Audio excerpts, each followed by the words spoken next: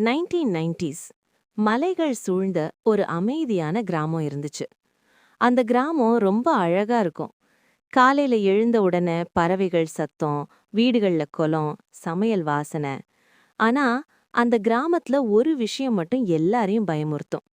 ஒரு பழைய வீடு. அதை எல்லாரும் சாவு வீடுன்னு கூப்பிடுவாங்க.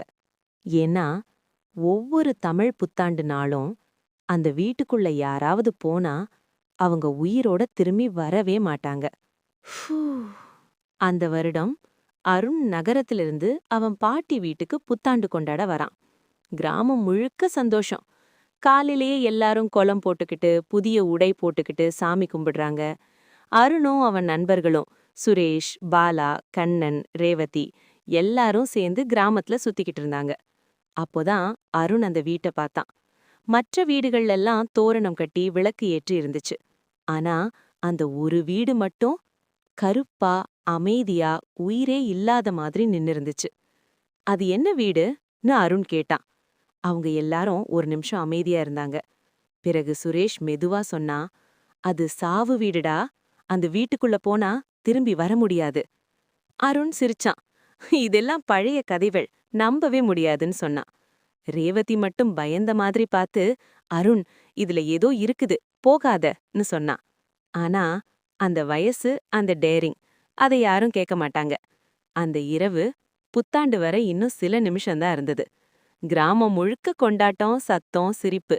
ஆனா அந்த 5 பேரும் மட்டும் அந்த சாவு வீட்டை நோக்கி நடந்தாங்க.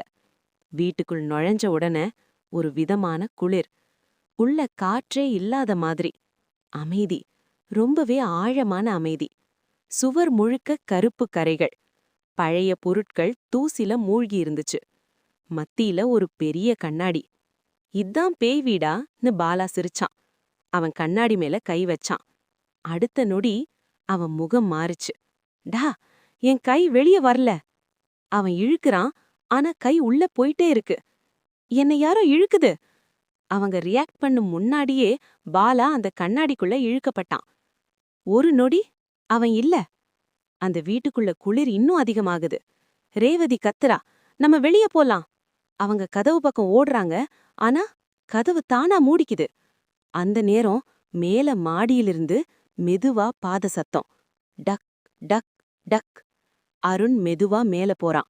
மற்றவர்கள் பயத்துல அவனை பின்தொடர்றாங்க. மேல மாடி. ஒரு பழைய அறை. மத்தியில் ஒரு சாப்பாடு தட்டு. அது புதுசா இருந்தது. அந்த நிமிஷத்திலேயே யாரோ வச்ச மாதிரி. ஆனா அதுல ரத்தம் சொட்டுது.